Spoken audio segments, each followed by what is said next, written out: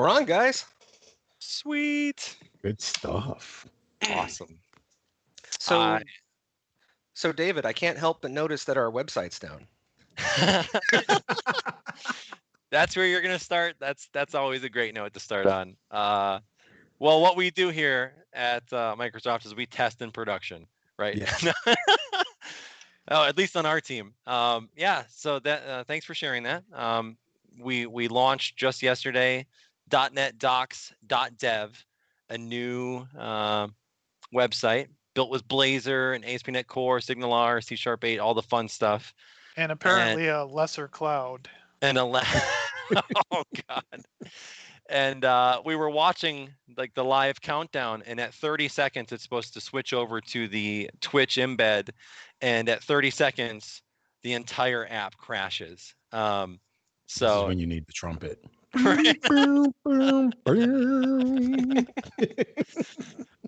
we need something. That's for sure. Sad trombone would be very appropriate right now. That's it. Cam, you're gonna want to fix Corey's Twitter handle that says Nick Craver. Oh, it does. Well, see, that's why we were talking. We were talking and talking while we were supposed to be testing, and yeah, no, that's right. Because we're here with a special guest this week, right? It's just kind of how it goes. we got our good friend Corey Weathers. What's up, friends? So Corey, I remember you and I, we met, was it 2017, 2018? It was at DevUp in St. Louis, I remember. Yeah, it had to be 2017. That was a good event too. Now I'm thinking about it. Yeah. And the organizers of that event are really cool people. Like some events, I'm not going to let the secret out. Some events are not well organized. That event is very well organized. That is definitely a true statement. Yeah, I was an organizer for a while, and I hat comes off to everyone who does that. It's a hard thing to do, but definitely out in St. Louis, they got it put together pretty well. Yeah. So yeah, that was I think the event too where we rolled out a TV. So because I'm an evangelist with Twilio. Let's just get that out the back. But we rolled out a TV, and I think I rolled out. That was the first event I took my stick PC to, and I was writing code live at the booth, and people were amazed. I remember that. Yeah, man, that was a lot of fun. Yeah, it's the fun of evangelism. Yeah, definitely. Well, cool. So let's dive right into it.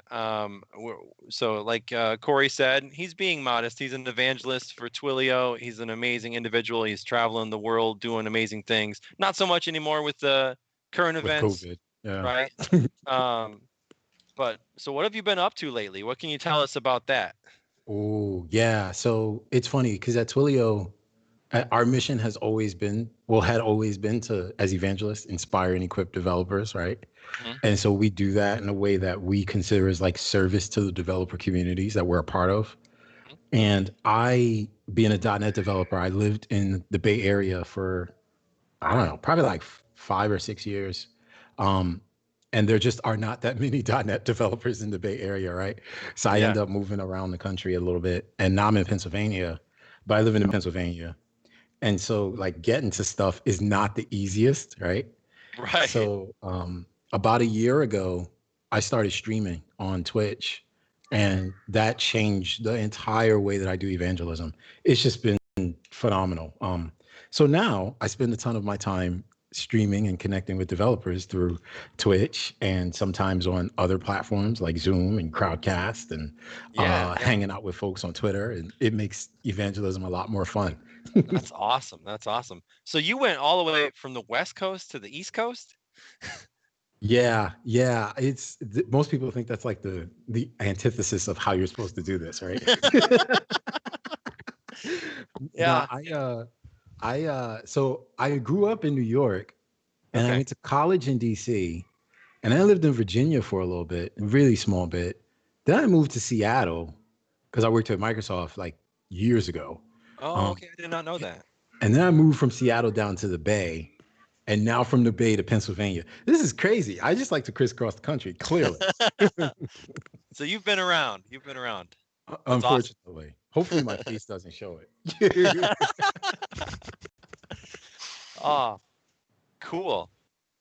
Yeah, it's the other thing too with that is I haven't done like I did my undergrad in computer science, but my career has been like all over the place. So like I did evangelism with Microsoft in 2009. And then I said, okay, I never want to do evangelism again. And between doing all of these other gigs, between then and now, then I ended up being an evangelist. So, you know, I could be the example for how you do this. I could also be like, don't do that. This is not how you want to pay attention to. Oh, that's funny. That's funny.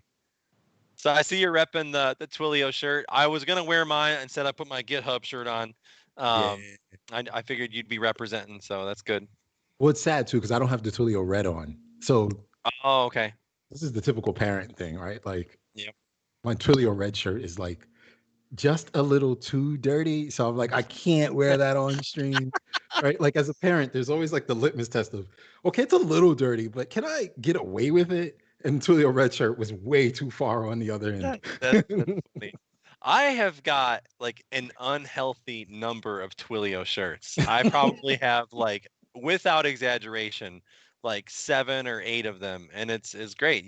Twilio does an awesome job at conferences, showing up, sponsoring, being present, and then they have the best swag ever. You know, giving shirts out. Like every developer loves shirts.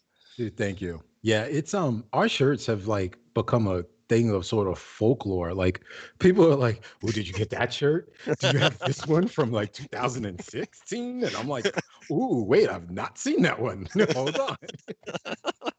So it's almost really fascinating to me to like see how much people love Twilio, and I love that they love Twilio, but people also love Twilio shirts. And so I've started telling people after a certain point, yeah, I work for a t-shirt company that happens to ship software. That's funny. Do you want to give a quick shout out to Twilio and like what does Twilio do and how do they relate to .NET and what's the partnership there? Yeah, I should do the thing that pays the bills, right? Yeah, so at Twilio, we build an API or really a platform for communications, right? So more times than not, if you ever get a text message from a company or you get a phone call and it's an automated phone call, sometimes where companies do the, hey, we'll hold your place in line and then call you back. More times than not, they're using Twilio to do that, right? That's so awesome. With our platform, you can communicate with people using text messaging, phone calls, video chat, fax, email. We've got a platform for wireless for IoT devices. We've got some services to like take care of protecting your privacy, services for AI to build AI assistants, which is amazing. There's so much more we've got in there. Lord, we're a big company. Yeah, that's awesome. That's awesome. So we've got someone here asking if they can kick the tires in chat. Oh yes. So they're curious, like how would they get started? Like if they want to start doing some SMS stuff and testing out Twilio, is there a way they can do that with without hitting any limits and try something for free? Okay, so that gets me really excited, and I don't know if we can bring my screen up now. Let me see if I can pull this up because this is where I introduced Twilio Quest. So we're not an odd bunch at Twilio, but we are an odd bunch. And so, the thing so keeping in mind that I said we build APIs and platforms, right? Like most companies, when they build an API, they give you docs and you just go on board using the docs. And shout out to our docs team. They get a lot of really good feedback as well. People really like the docs. So thank you for that. But we think as developers, we like to have fun, right? And so for the last couple of years, we've got a member of our docs team who sort of shepherded Twilio Quest, what is now your 16-bit inspired, choose your own adventure way to learn how to code with Twilio. And it is, I love that. It is legitimately a ton of fun. Like it is like playing a video game, but writing code to do it. And so anytime someone says they want to learn one of Twilio's products, I always tell them, go play Twilio Quest. It's downloadable. You can install it on Windows, Mac, or Linux. It's actually installed. It's in Steam. You can install it from Steam, which is hilarious. Yeah. And the Twilio Quest team also streams on Twitch, which is another thing that I think is cool. Twitch.tv/Twilio That's Quest. so cool. That's so cool. Yeah. Yeah. Those guys are awesome. I love them. And I mean, yes, I'm biased. And yes, I get a paycheck from Twilio. So yes, full disclosure. And I very much love the work that they do here because it just makes coding fun. So yeah. So they stream this out in the live, the creation of it and whatnot. So is this open source, like Twilio Quest? Good question. I don't think Twilio Quest is open sourced, but I know one of the things they want to do is they want to start building some of the new levels live on stream. Okay. So I think they go live on Tuesdays at 12 Eastern. Mm-hmm. I'm pretty sure, but don't trust me on that. Just get the page, go hit the follow button, turn on the notification. That's awesome. So let me get this straight. So what Twilio has done here with Twilio Quest is they've taken the whole concept of gamification, literally, like rather than getting badges and whatnot, and they turned it into a game. So you can literally learn while playing a game. Like that is so cool. I love that. In fact, let me see. I'm pretty sure I have, you see, I love some Twilio Quest. I'm clearly biased again. I'm pretty sure I have it on here. And I don't think I shared my audio. But there's we also built a custom soundtrack for Twilio Quest. Really? It is phenomenal. I'm telling you, great. We're not an odd bunch, but we like things. Right. We do things a little differently. And so, like, here we go. Yeah, see, so I started the game because there's always updates. They'll push the updates out, but they're always pushing out new levels. They're always pushing out different pieces of swag that you can earn as you play the game. So, like, my avatar has Chucks, has a unicorn horn, has golden hair. And this is specifically because I know my daughter would specifically love these pieces. So as we go through, we earn swag. My daughter styles my avatar. That's so cool. That is amazing. Yeah, I love me some Twilio Quest. So that's one way. If you don't want to do the gamified way, right? Like if you just want to go learn like how to get started, twilio.com/docs. That is generally the fastest way that you can get up and going and go figure out like how to onboard to the platform. Awesome. LQDev1 has a serious question. Is there any Twilio Quest swag available on Animal Crossing?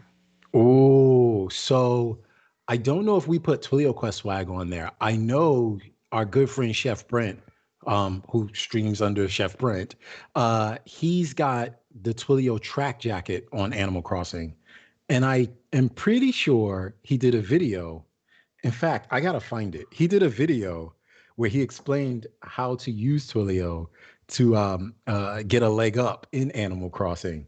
And it is hilarious. He did it using his Animal Crossing character. Let me see if I can find that link while we're here on stream. Interesting. Yeah, the fun. I mean, this is like, it's part of how we like to make this fun because we think it should be fun for folks. So yeah. That's really cool. Awesome. Let's see what else here. So while you're digging that up, I know that you actually wanted to kind of flex your muscles a little bit, your evangelism hat here, where you wanted to show off some actual code. You had mentioned it was a little bit older and you might have this opportunity to update it a bit. Yeah. So I'm a big Blazor fanboy. I am legitimately like, I drank the Kool-Aid way too early and I can't get enough of it. And I'm just going to keep drinking the Kool-Aid. And so I'd written some Blazor code back when like Blazor server first became a thing. Because I don't know how many people in the .NET world like followed that journey, but Blazor has been on a journey. And so I'd written some code to just see like what I could do with Twilio and Blazor. And a lot of people like to make phone calls with Twilio. It's one of the things that we do. I'm not going to give it away, but we do like to do some Rickrolling things sometimes. So, I'd written a piece of code and I'd written a blog post to go with it. Oh wait, I got to drop this in the chat room. Hold on. Why am I not in chat? This is terrible. I thought I had the .NET docs up in chat behind the scene. That's all right. Anyways, I'm going to go drop this in chat right now, the link to this Animal Crossing video, because I want to keep it up. But back to the Blazor thing. Yes. So we built it, and it worked and everything was good. And so now that was 2 years ago, like literally 2 years this June. So now I got to go update it. So we're gonna update it today. I'm really excited about that actually. Wait. So you're a Blazor expert? Is this what I'm hearing? I would never call myself an expert, and if you ever watch any of my live streams, you understand why. Well, I'm just saying we have a live site issue that maybe you could look at for us. Because the site went down, there we go. I broke it. David wrote our entire site in straight up jQuery, and then deployed that to a lesser cloud. Come on. I got to tell you a funny story. Yesterday, I was in a Slack. I can't remember which one. It may have been Twilio, but they were talking about do JavaScript developers actually use jQuery anymore? And legitimately, the opinions have been so controversial that I said I didn't realize just mentioning the word jQuery would cause such a problem. Oh, so yeah. Apparently that's a thing. But yeah, let me go find it. Twilio.com/blog. Clearly you see, so I look up David's, if y'all could see my screen, you'd see I look up David's Twilio blogs pretty often. I actually refer to them a lot. I've just actually shared. Thank you. Now I feel so humbled. I legitimately do, because people come and ask me questions like, and I'm terrible at blogging, but David's phenomenal at it. So I'm always like, oh yeah, look at this. David wrote a blog post. You could do it with this. Follow along. But anyway, let me see if I can find me on here. And let me see if I can find Dial a Friend. Because most of the things that I write, I try to write. Okay, yeah, no, let's not do it that way. Let's go the other way. Google.com, Twilio, blog, Dial a Friend.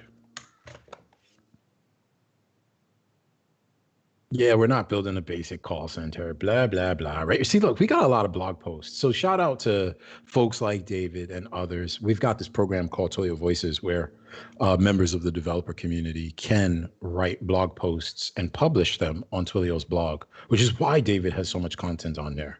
And clearly you see, mine did not do good for search. So let's go find the link because I know. Blog, Dial a Friend. Yeah. Let me see if maybe oh, there we should go. Use Bing instead. No, I'm joking. Hey, maybe I should use Bing instead. That's totally spot on. Wait, if nothing else, the bullet points are nice. Yeah, I earned a lot of credits because I still search really primarily with Bing. So I got like 400,000 of those points, and I never used them. Wow, that's crazy. Yeah, somebody else told me I was an oddball. I was a little bit weird for having that many points. I didn't realize. You can convert that to like, what does that work out to? That was like $400 in Xbox credit. Yeah.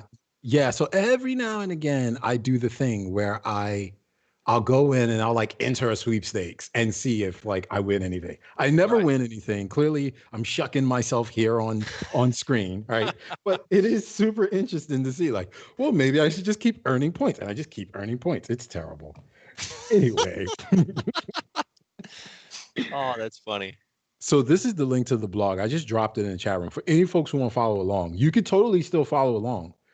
We're just going to update the code because it uses some outdated things. And I have it locally here in Visual Studio. And I'm pretty sure that the resolution is going to be terrible. But it's pretty good. It's not too bad. Okay, we'll take that. How do all of our viewers feel about Solution Explorer docked to the left-hand side of the screen? I'm going to start a tabs versus spaces style debate here. Let's do it. I think it's awesome because it reminds me of like the typical like Windows experience where everything like the file explorer is on the left, and like Visual Studio Code, for example, it's more synonymous with that. I think it's interesting that the default is on the right side though. Right. So he had to make an explicit effort to move it to the left. And I think it's awesome. I'm in agreement. I figure I read from left to right. So that's a logical place for it. Yep. Yeah, this is legitimately like, I just put it on the left because I'm left-handed. And someone else said to me, like, dude, why would you make such a change? This is the most ridiculous thing I've ever seen. And at that point, I was still live streaming. So I said, well, it's my stream. I can do what I want. That I think is the best answer to everything. It's my IDE setup. I can do what I want. That's funny. Okay, so I got 2 changes that I'm going to make. This is just to give folks some context. Um, Actually, I think I can just run this. I don't think we're going to find out if it'll work if I just run it. But I'm just going to run it and we'll see how it goes. It's got 2 projects. One is the Blazor side client project that's got like the Blazor server stuff.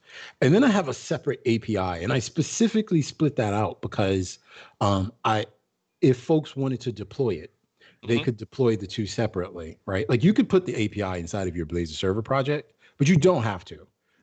And I chose not to. And this looks like every other Blazor application with the purple on the left. And I've just added a component to call a friend, and we can add a phone number, and look, that's my phone number. And if I were to call it now, it would definitely not work because I got some stuff I got to fix. But I could totally hit the dial button and then things update with CSS and the logs update and everything gets beautiful. The other thing too is since we've launched this, Twilio, or since I published this in 2018, Twilio came out with a product called Media Streams.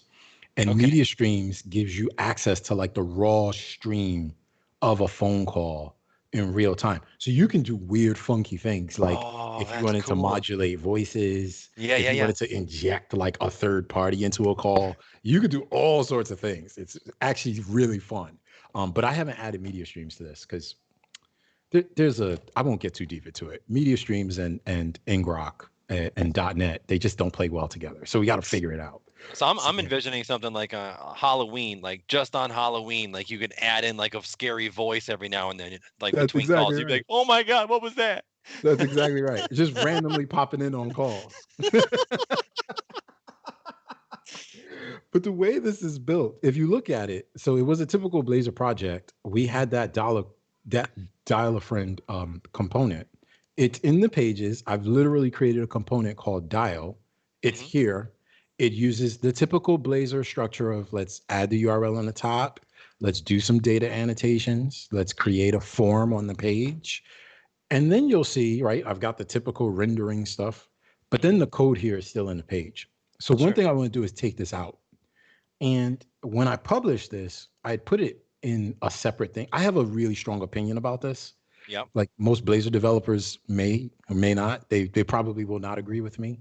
But I would prefer to see things like in proper component folders and like named appropriately. Thank you. Microsoft changed the guidance. So before, to put code in a separate thing, you had to do this, where you create a class and then you derive it from component base and everything would just work. Right. I mean, that would still work, but I'm not going to do that. What I'm going to do is the proper Microsoft guidance, which is I'm going to come in here and add a new code file, and we're going to call it dial.razor.cs. And then I'm going to copy and paste all that code out, but we're going to make this a partial class. And then what I'm going to do is come in here and grab all of this code and just take it, just cut it out. You know what? I love that you're doing here is you made that a partial class. And for the longest time, I was struggling and I was making it inherit from component base and naming it like, dial component. And the problem with that is then you have to go inherit from it over in the other one. And then you have to make certain things protect. Right. So now that it's partial, that takes all that concern away. That's amazing. That's I love that. Yeah, I appreciate that they've gone in this direction with it. The one thing that I really dislike is that it's still in a pages folder. And so the notion of components versus pages is still confusing to someone who's just learning, right? Absolutely. It's just one of these things that, I got to get rid of that. We shouldn't call status changed anymore. We'll talk about that. But yeah, I'm going to get rid of that. But it's just confusing to folks who don't know the difference between what a component is, what a page is, that navigating to a route literally is rendering just a different component. And that's one thing, I heard that feedback really loud and clear on my stream. So I was like, yeah, we're just not going to do that anymore. Yeah. I think there's actually another problem here related to this that you reminded me of, and it's that the Razor universe is so vast. How do you know if you're just getting started where to begin? Is it MVC? Is it Razor Pages? Is it Blazor? But then even within those, say you're doing Razor pages instead of Blazor, do you use tag helpers? Do you use partial views? Do you use view components? Ed Charbonneau, one of our MVPs, actually does a phenomenal talk on this topic. So if you are struggling with that decision that I just described, you should definitely do a Google Bing search for Ed Charbonneau's talk on this. Yeah, Ed also just published a free book on like getting started with Blazor and like all the things there. And I just love Ed. Shout out to Ed Charbonneau. Definitely someone else who I watch on Twitch as well every Friday. He's like super sharp, but also super approachable and always kind of coming up with these small tweaks and things that make things a little bit easier to code in when you're dealing with Blazor. So I love that about Ed. But yeah, I have a funny saying that I'll say a lot on my Wednesday streams, which is like my Code Newbie stream, which is one thing that I love about .NET is that there's 5 ways to do everything. And one thing that I hate about .NET is that there's 5 ways to do everything. I think that's true. I've been saying that for so many years, and that's not just .NET. That's like everything. That's programming in general. Like JavaScript is just as bad. Python. I mean, you name the language. Anything in programming that you want to do. And the other thing that I add to that usually is that everyone has an opinion about how it should be done. Yes. Right. Okay, so this is funny because on what is now called File Newbie, we used to call it Zero to Hero, but now it's File Newbie. We legitimately talk about how like we're going to talk about the best practices, but you're going to see that we're never going to agree on the best practices. So whatever floats your boat is kind of the way we're going to do this. Oh, that's so true. It's so true. So I pulled up on the code. So I moved everything over. And the other advantage that moving the code, the C# code out of the Razor file gets you is just beautiful C# IntelliSense, right, inside of Visual Studio. And why I'm calling that out is because you'll see I've got this state has changed thing that's giving me issues.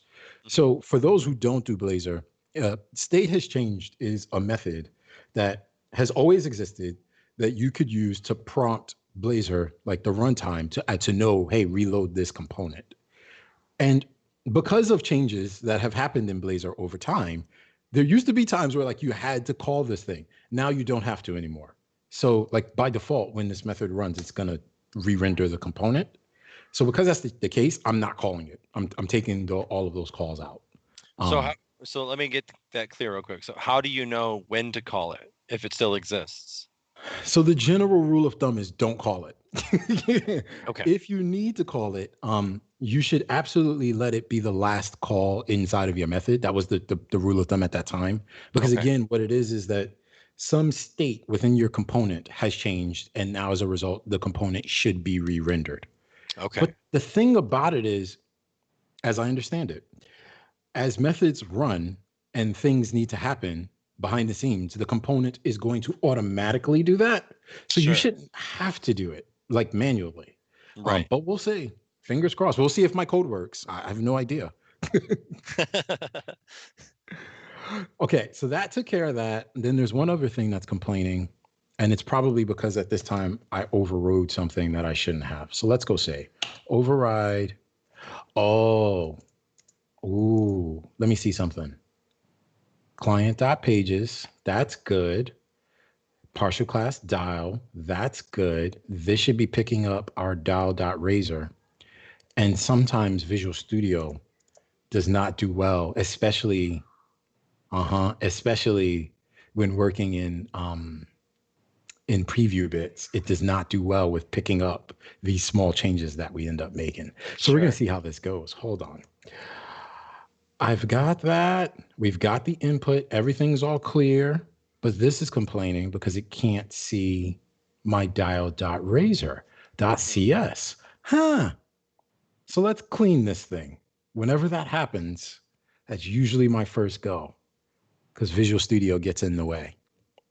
Yeah, it's got those weird like auto-generated like .g, .cs, like the and yeah, I've noticed too that those things maintain some weird state that cause problems. And sometimes Visual Studio, like even doing cleans and manual deletes have been in OBJ directories. Like you'll have to kill some Visual Studio and open it, and then it's like, oh yeah, everything's fine. We may actually have to do that here. I've seen this happen one too many times. And it really is frustrating. Yep, same thing here. It's saying it can't find a suitable method to override. So let me just explain what this method is. Each component sort of has a life cycle, right, of methods that you can sort of plug into. And this method is one that is available after the component has rendered on the screen.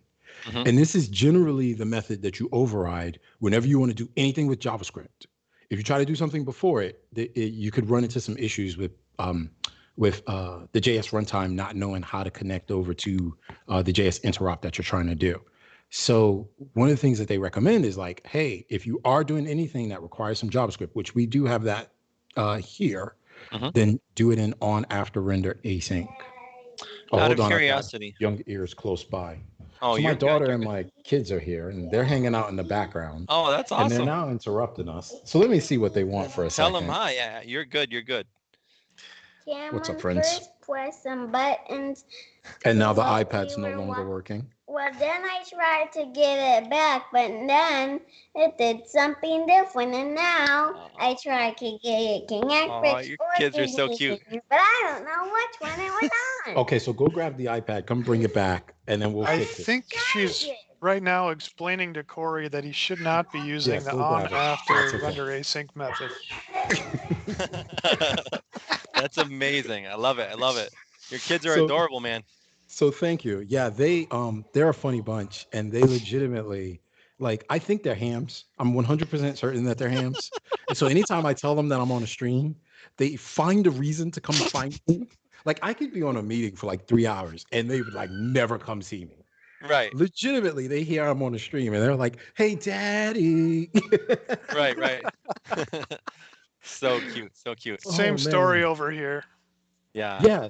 It's a thing that just seems universal, and I don't know how I feel about this. They're coming back. Let's see. I'm going to reopen Visual Studio while they come back, and we're going to get them squared away. Okay.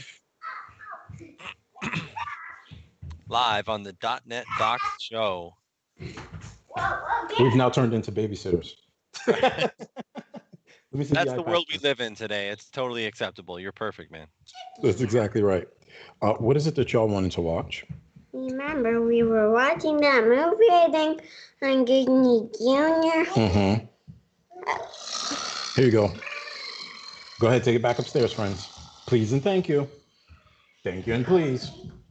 They're watching your live stream. That's what they were doing. If that's the case, I'm surprised they did not fall asleep yet. Good grief, it's nap time. Okay, so I've reopened this. It still says the same thing, which is incredibly weird. All right, let's do something here. So on the left in the Explorer, you've got dial.razor. Can you expand the dial.razor.cs, like that drop down? Are you able to go into, like, if you double click on just dial, does it open up like the g.cs?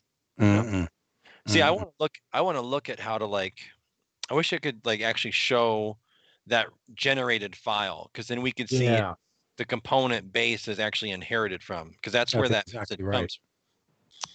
That's exactly right. See, this is how I know you've done a lot of Blazor in your lifetime. Let me see if this, no, that's fine. I don't care about that. Let me go back to the Razor file. And let me see. There's nothing weird in here. Like, I don't have the inherits in here. But if you shouldn't have to, right? That was the thing of the partial class. Yeah. It should be picking it up, and it's not. I mean, if it doesn't, there is a workaround. So I have run into issues similar to this when I introduce what some would call the code behind if they're coming from a web forms background. So what I typically do is I'll just add the code directive and put all of that right in the actual .razor file. Yeah, that's what we were trying to avoid. Let's see if we can stick it back in there. You're gonna start a war, though. I don't know about that. Yeah, so I tend to. I'm a purist. I like to split my stuff out, but the reason why has everything to do with I love the dang IntelliSense in the CS file. Yeah. Let me leave that there. Let's save that there. Let's come back here. Because sometimes it gets weird. Like, I hate seeing these highlights back here. They just distract me. Yeah, right? I don't know why it does that. It's weird how it does that. Like, it highlights the little bit. That's exactly right. It's just incredibly weird. And even sometimes when I try to do some of the formatting things, it doesn't work well in Visual Studio. Yep. Or in VS Code. Lord, let me just say, if you're doing Blazor code, don't write it in VS Code. Good Lord.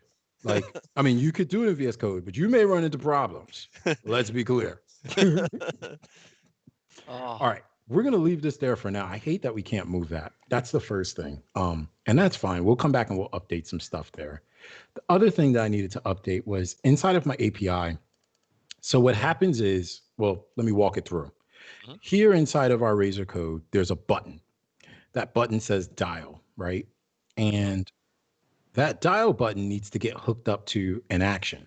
So I'm going to go on, add on click. And God help me if I remember what the name of this method was, because I wrote this 2 years ago. Initiate phone call should be the method that we call into. So let me just put initiate phone call. That starts our phone call. Now here inside of this method, what do we have? We set the disabled attribute so that way we make sure that people can't call two things. It grabs the data from that specific from that form field, which is why you see input.phone number. This is just a regular C# model. Nothing special about that. But then we call into JavaScript, and someone else like thought this was the craziest thing they'd ever seen. And one of the things I said to them is like, no, when you're doing Blazor, it doesn't mean that you don't need JavaScript. It means that you reduce your reliance on JavaScript in places where like you don't have to. So yes, I can do an on-click handler and hook that up to C# code, but Twilio uses JavaScript to do this on the client side. So we call over to a JavaScript method that I wrote. Let's go see if I can find it because I've not looked at that code. And so for folks who haven't seen the JS interop functionality that you're talking about, I think we should point out that the string argument there is actually the name of the JavaScript function, correct? That's exactly correct. We call JS runtime, which is something that is injected into your component. It's made available by the runtime just for you to use as you need to, right?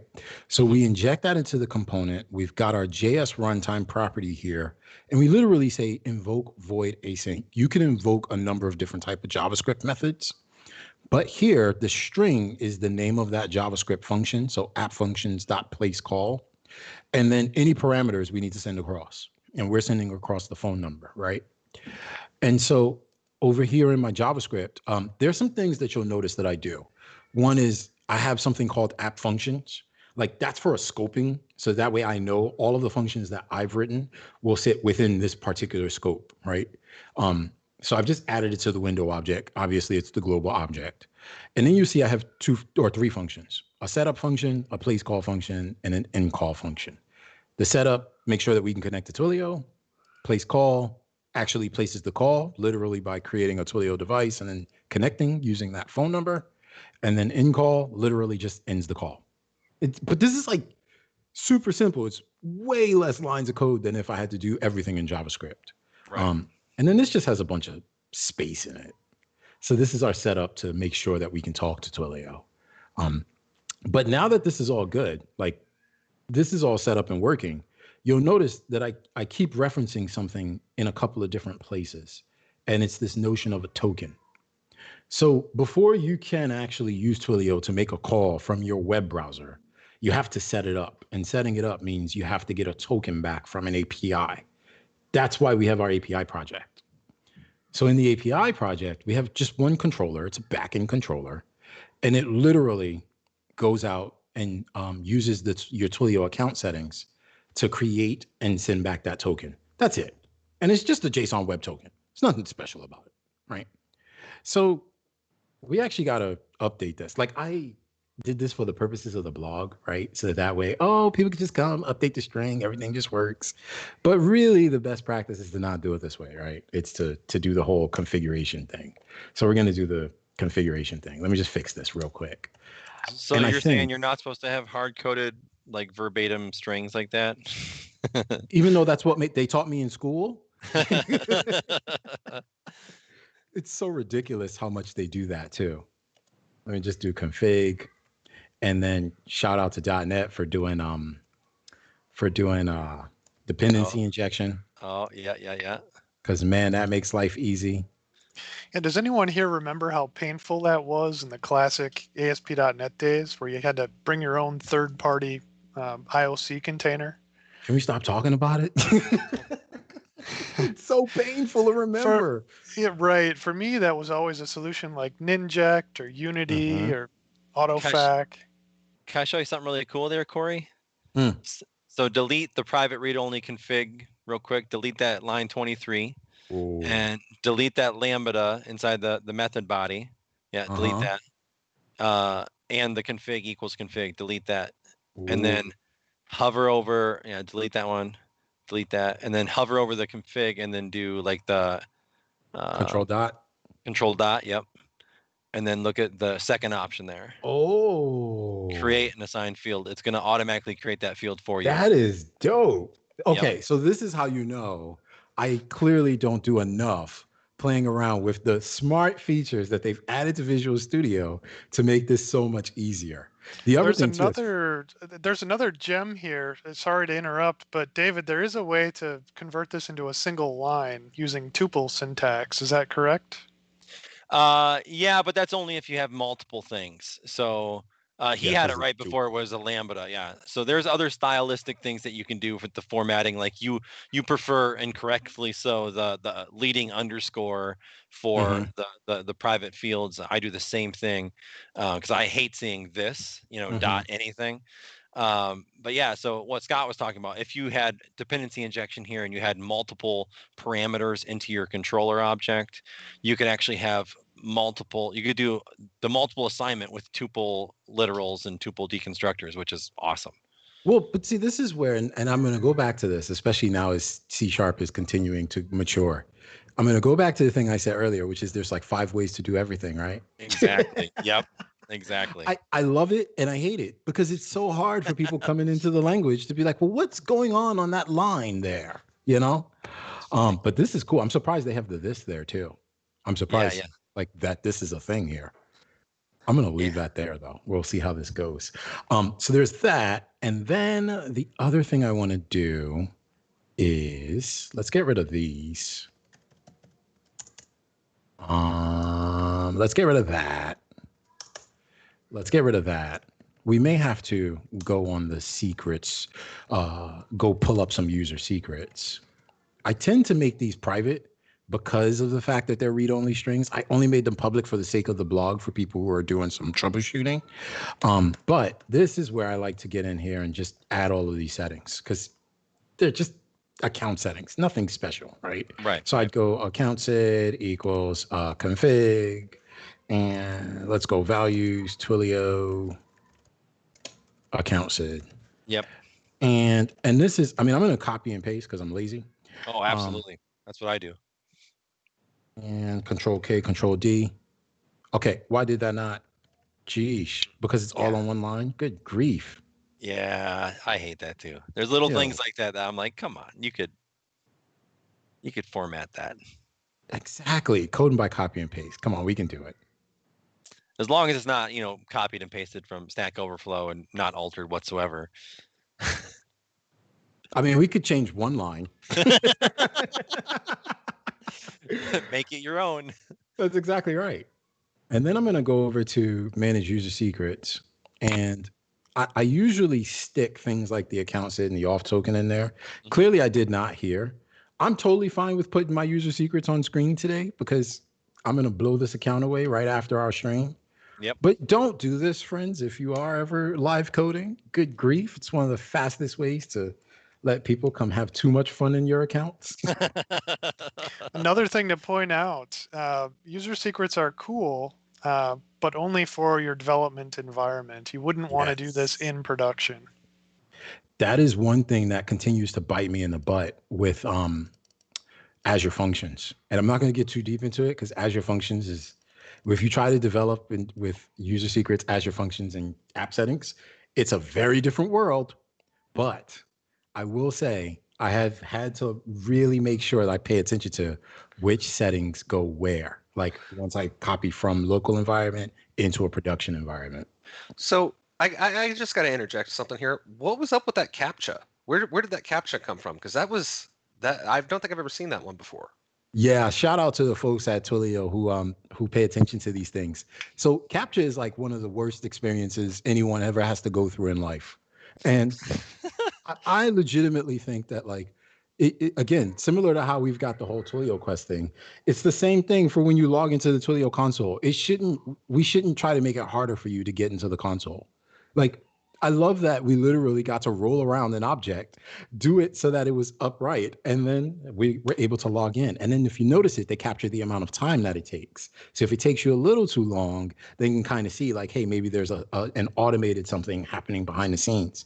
Or if it takes you a little too quick, maybe you can see there's an automated something happening behind the scenes. So that's super nice. That's super cool. I just wanted to go on the record real quick to say that your live coding inspired me to do live coding. Hey. And I actually fixed the bug while we were talking here that we had on our production site. Now our embed works on .NET docs.dev. So now we're live there too. So it's all good things. That's amazing. I got to tell you, if the folks at Twilio find out all the stuff you've built into your website there, they're going to be like, hey, how can we do that? So thank you for giving me more work, David. Well, I'm good that way. Also, like, I just want to totally take the Twilio Quest idea and do that with our docs. Like, how much fun would that be? Like, as you know, Cam, Scott, and I we're content developers.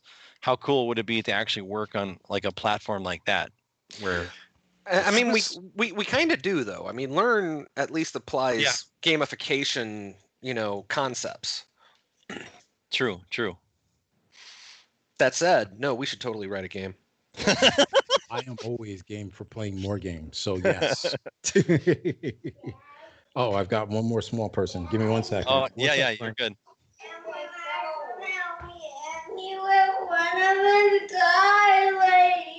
Oh, that hurts. Come here. Quick deep breath. David, we have a question for you in the chat. Did you approve your own PR to patch production? Oh, yeah. So that's one of the things.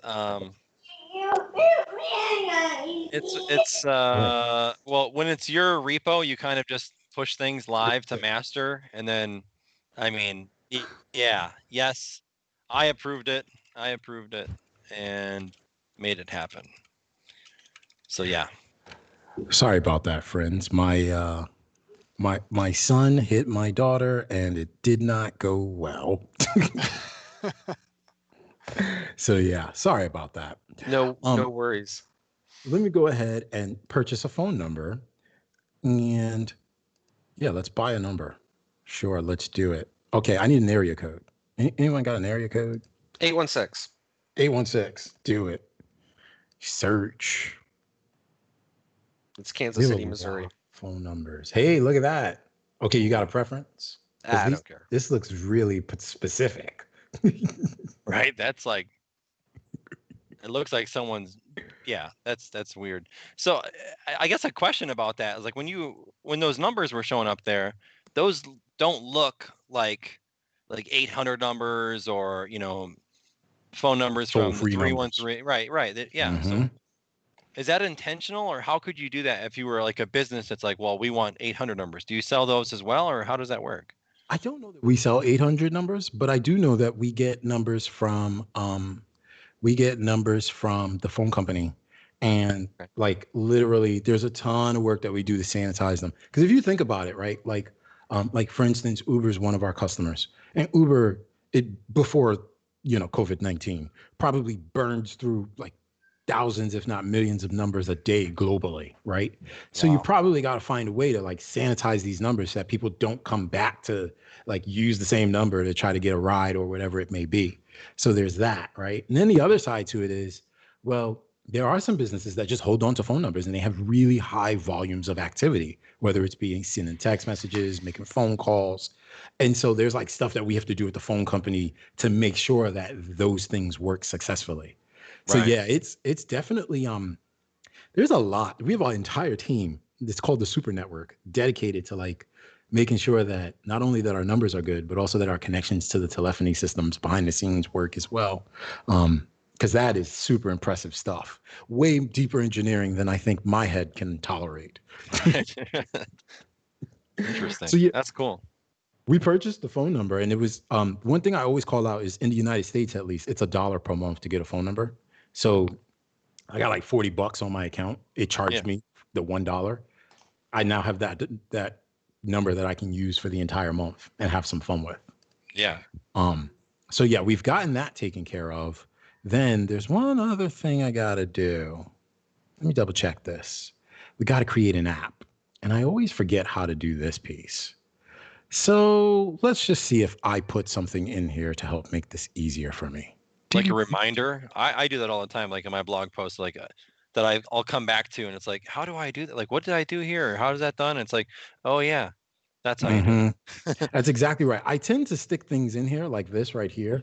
Yeah. This is one app that we can use, but I don't know if that's the right app set. So I'm going to see if we can go sort this out from the console. Let's go find out. We'll do, I think it's call app, client app. There we go. Twiml apps. Let's see if this is it. Twiml. There you go. Create a new Twiml app. Now Twiml is what is the right way to describe Twiml? I'll tell you this much. It's fun to say. well, so everyone who sees it says Twiml. It's so funny. It's so funny. But it is Twilio's markup language. Markup language. Okay. Here I was thinking machine learning. Yeah, I was gonna say with LQ Dev 1 would appreciate that. He does a lot with ML.NET.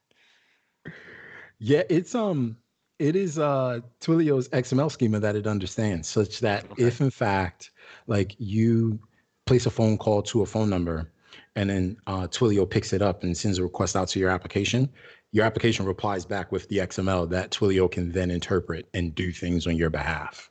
So yeah. Let me just make sure I get this right. API Twilio backend /token. And once I do this, and I'm going to copy this there. I'm going to go token, I think, and I'm going to put SMS here because I actually have an SMS route configured. Okay. I don't know that you need one, but I have one. Okay. There goes our Twiml app, and there goes the SID. The SID is this unique thing that we just get. So most resources that you create inside of like Twilio have a unique ID. It's called the SID. Okay. And so we'll take that and we'll stick that there and we'll paste that. And I think we should be good. Now, let me just double check two things. I got to update that. That needs to be voice, not token. So that way it knows what to do when we make the call. And let me fix that real quick. Hey. Oh, there we go. Voice. God, if only they made that a little bit easier to say. Okay. So we should be good to go. The way this should work is we'll load up the page. The page will connect across to Twilio. It will use something called ngrok, which we haven't talked about yet, but it'll connect across to Twilio, grab a token, pull that token back down into our component. Then we'll put a phone number in there. It'll call. We'll have it call me for now, because why not? My number's been all over the internet anyway. And then we will see some stuff happening in real time when I pick up the phone. So let's see if we get this thing working, running, and all the things. I've updated all of these. I've updated my user secrets. Let's save this now. I feel confident. I'm just going to run it and see. Save that, run it. The other side effect from using Visual Studio Code, sometimes when I write code, is I forget to save all of my open files. And I know they have a setting for it. Yeah. But because I forget to save all of my open files, I like go around now and save everything. It's so bad. I have that same habit. That's so funny that you say that. I thought I was the only one. Yeah, no, I'm so glad that I am not the only one, because it's like, wait a minute. feels like everyone else knows this and I don't.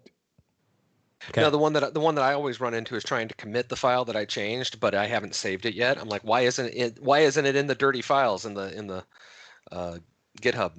Okay, good. So this is me too, because I legitimately am like, wait, I know I changed this file every single time. It's almost like Groundhog Day.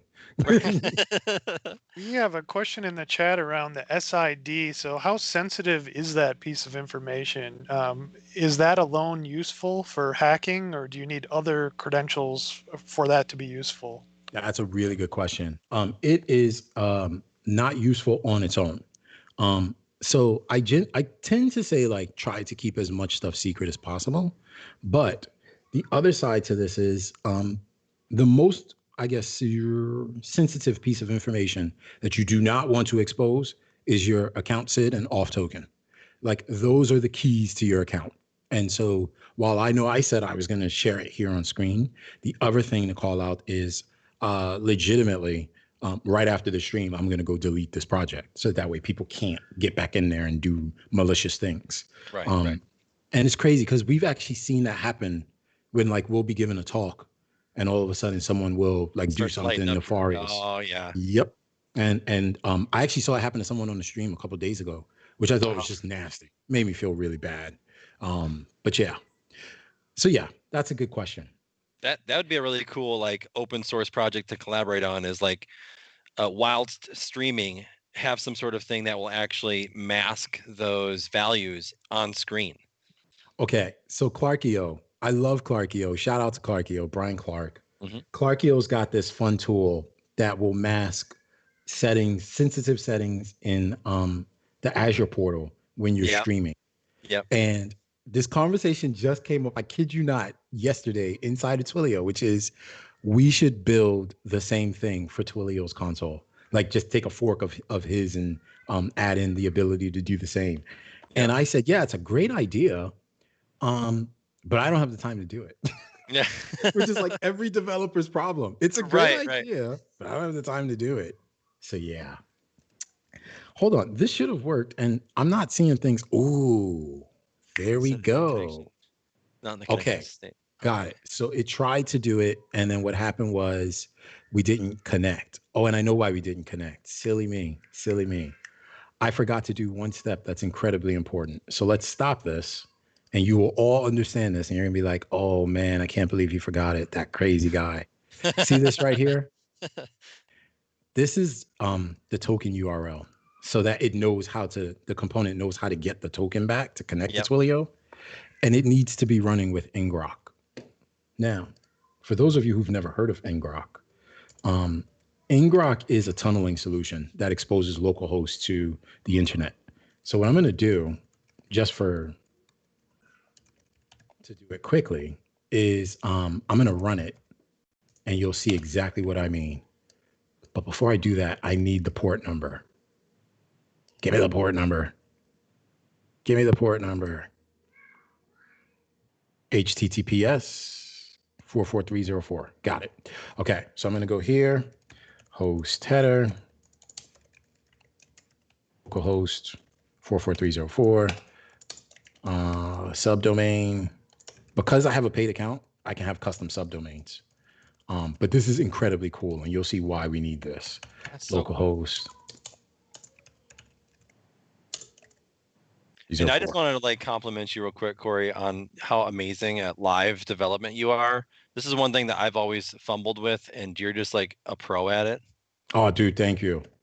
Legitimately, I always feel terrible because I just get so much of this wrong, like, so often. And then I've just learned that, okay, everyone gets this wrong. I just happen to be doing it when I'm lighting up the camera.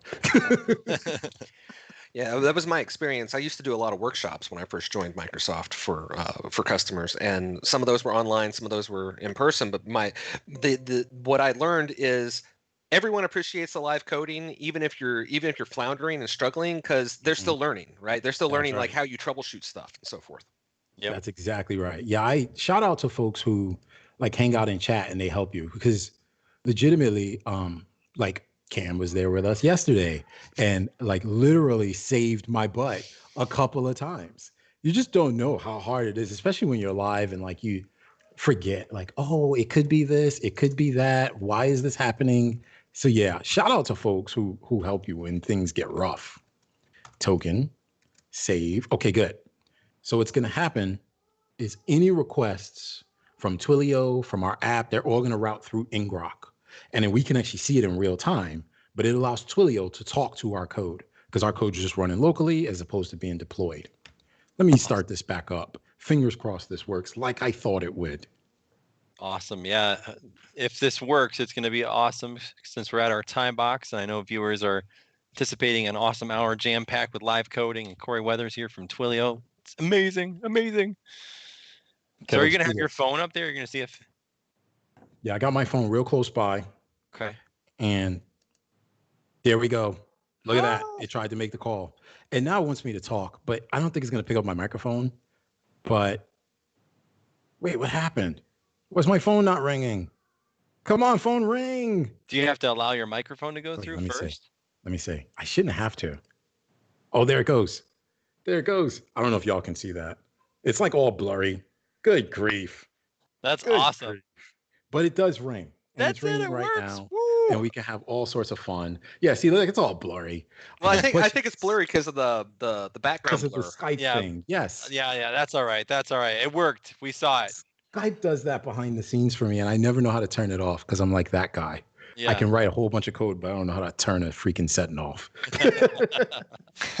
Awesome. Well, this has been great. Thank you so much, Corey, for coming on. We'll definitely have to have you back if you'd be willing. I know our viewers appreciate it. Definitely. I'd love to be back. Who do we have next week, Dave? Do you remember? Let me go. I have to look. Let me see. We actually have Ed next week. Ed Charbonneau is going to be joining us, and That's we gonna be talked about fun. Ed. Yeah, it's going to be great. And then beyond that, we actually have Heather Downing and then Jeremy Sinclair, and yeah. So keep coming back. Hit the follow Yes. button, subscribe. So Yeah. Corey, I'd like to thank you for volunteering to come on and share all your knowledge with our viewers. If folks want to reach out to you with questions on what they saw today, where's the best place to reach you? Ooh, Twitter. Twitter.com/Corey L. Weathers. COREY L. Weathers. And it's just down on the bottom. And then I hang out on Twitch every Wednesdays and Thursdays. Today's a little bit of an exception, but twitch.tv/CLWDUBYA. Awesome. Well, thank you again so much. We really appreciate it. Yeah, thanks for having me, guys. See everyone next week.